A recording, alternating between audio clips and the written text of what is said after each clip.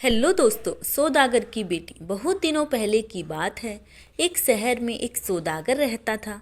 उसकी 3 पुत्रियां थीं। तीनों देखने में अति सुंदर, एकदम राजकन्या की तरह।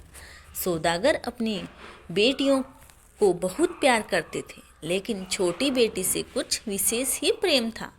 एक बार सौदागर व्यापार के सिलसिले में विदेश जाने लगे तो तीनों बेटियों से पूछा कि वे उनके लिए क्या लेकर आएं। तब बड़ी बेटी ने कहा, मुझे चाहिए एक सोने की थाली। मंझली बेटी ने कहा, मुझे चाहिए एक सोने का पंखा। छोटी बेटी ने कहा, मुझे एक सोने का सेब चाहिए। व्यापार कार्य करने के बाद सौदागर जब लौटने लगे तब बड़ी बेटी के लिए सोने की थाली, मंझली बेटी के लिए सोने का पंखा लेकर आए, पर उन्हें कहीं भी सोने का सेब नहीं मिला। दोनों बेटी अपनी इच्छित वस्तु पाकर बहुत खुश हुई। सोने का सेब नहीं मिल पाने के कारण छोटी बेटी दुखी हुई, लेकिन उसने अपने पिता से कहा, आप तो अक्सर विदेश जाते ही रहते हैं। यदि कहीं कभी भी सोने का सेब मिले तो मेरे लिए ले आइएगा।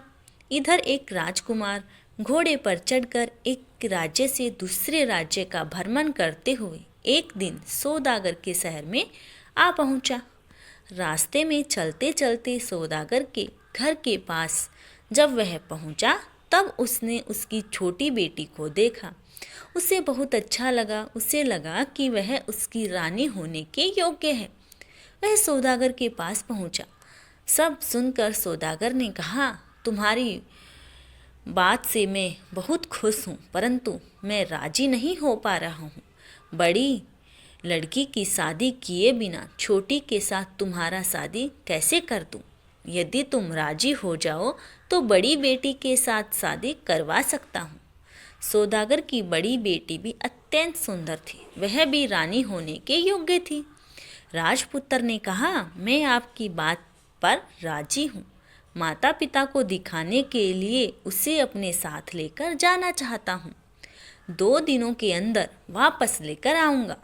सौदागर की बेटी को लेकर राजकुमार रवाना हुआ।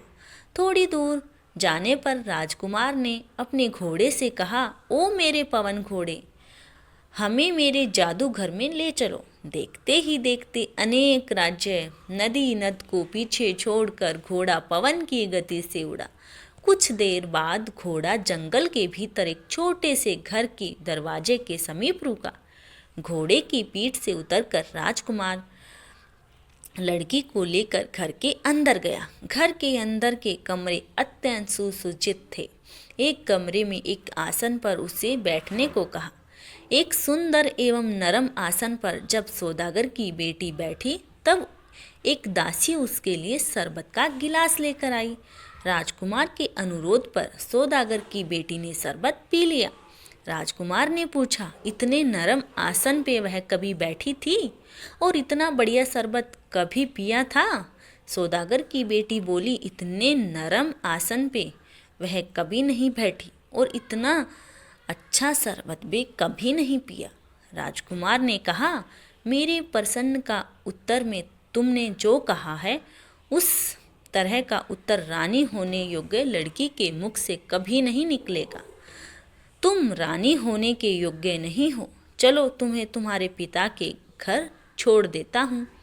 राजकुमार सौदागर की बड़ी बेटी को लेकर सौदागर के घर की ओर चला। इसके बाद सौदागर की मंझली बेटी को लेकर राजकुमार अपने उसी घर में पहुंचा। उसी तरह की घटनाएं घटी। नरम आसन में बिठाने एवं शरबत पिलाने के बाद राजकुमार ने उससे भी वे ही सवाल किए। मंझली बेटी ने भी कहा कि इतने नरम आसन में वह कभी नहीं बैठी और इतना बढ़िया शरबत उसने कभी नहीं पिया। उत्तर सुनने के बाद राजकुमार ने कहा, तुम रानी होने के योग्य नहीं हो। वह उससे उसके पिता के घर वापस ले आया। अतः वह छोटी बेटी की बारी आई।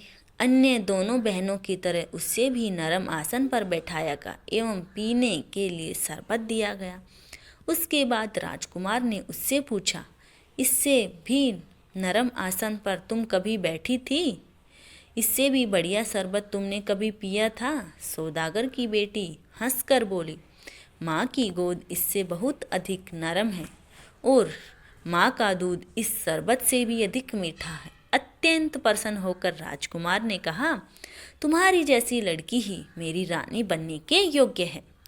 और राजकुमार ने सौदागर की छोटी बेटी को उसके घर पहुंचा दिया।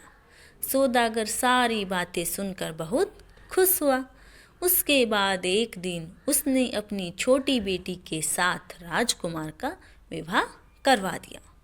धन्यवाद दोस्तों। जिसको भी यह छोटी सी कहानी पसंद आई, please like, share and subscribe my channel. धन्यवाद।